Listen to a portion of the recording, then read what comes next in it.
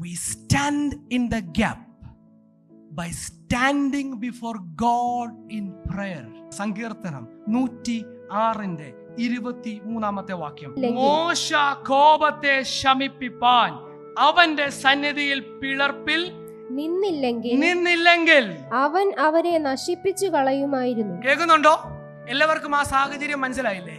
പഴയ നിയമത്തിൽ മോശ പർവ്വതത്തിൽ പോയപ്പോൾ ജനം വിഗ്രഹത്തെ ഉണ്ടാക്കി ദൈവത്തിൽ നിന്ന് ദൂരേക്ക് പോകുമ്പോൾ, ഞാൻ അവരെ നശിപ്പിക്കും, എൻ്റെ കോപത്തിൽ അവരെ സംഹരിക്കുമെന്ന് പറഞ്ഞ് ദൈവം പുറപ്പെടുമ്പോൾ മോശ എന്തോ ചെയ്തെന്ന് അവിടെ എഴുതിയിരിക്കുന്നത്?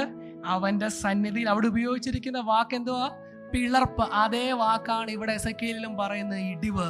മോശ ആ പിളർപ്പിൽ നിന്ന് ദൈവ കോപത്താൽ ജനം നശിച്ചു പോകാതിരിക്കാൻ വേണ്ടി ഇടിവിൽ നിന്നത് നമുക്കൊരു മാതൃകയായി. എന്തിനുള്ള മാതൃകയാണെന്നറിയാമോ? പ്രാർത്ഥനയിൽ ഈ ഗ്യാപ്പ് ഫില്ല് ചെയ്യാൻ എല്ലാവർക്കും ചെയ്യാൻ പറ്റുന്ന ഒരു കാര്യം, പ്രാർത്ഥനയിൽ പോരാടാൻ നമുക്ക് കഴിയത്തില്ലേ? We can intercede. നശിച്ചു പോകുന്ന അവിശ്വാസികളായിട്ട് അനേകർ നമ്മുടെ ഇടയിലുണ്ട്. നമുക്ക് അവർക്ക് വേണ്ടി പ്രാർത്ഥിക്കണം. നമ്മളിപ്പോൾ കേട്ടു, ദൈവസഭയ്ക്കകത്ത് ഇടിവുകൾ സംഭവിച്ചിരിക്കുന്നു, വചനവിരുദ്ധമായത് കടന്നുകൂടിയിരിക്കുന്നു. എനിക്ക് ചെയ്യാൻ പറ്റുന്നതിന് പരിമിതിയുണ്ട്, പക്ഷെ പ്രാർത്ഥിക്കാൻ എല്ലാവർക്കും പറ്റും. ഈ വർഷത്തിന്റെ ആരംഭത്തെ ഞായറാഴ്ച ചിലരോടുള്ള ദൈവത്തിന്റെ മിഷനാണ്. ഈ വർഷത്തിൽ നിങ്ങൾ ചെയ്യേണ്ടത് ഇടിവിൽ നിന്ന് പോരാടി പ്രാർത്ഥിക്കാൻ വേണ്ടി സമർപ്പിക്കപ്പെടുന്ന ഒരു വർഷം ഇതാവട്ടെ.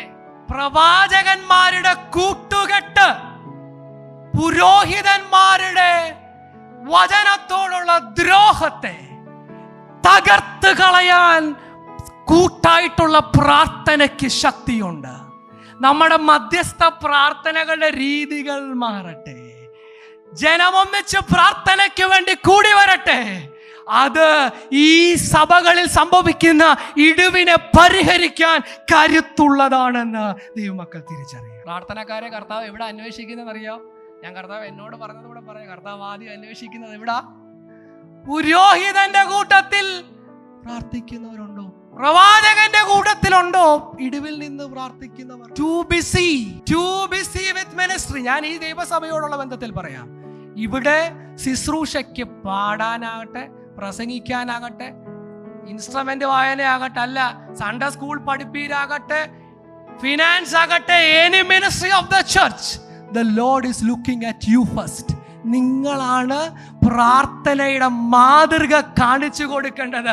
പ്രാർത്ഥിച്ചാണ് ശുശ്രൂഷകൾ ചെയ്യേണ്ടത്. ഇതൊരു പോരാട്ടമാണ്. പ്രാർത്ഥനയാണ് അതിൻ്റെ ആയുധം.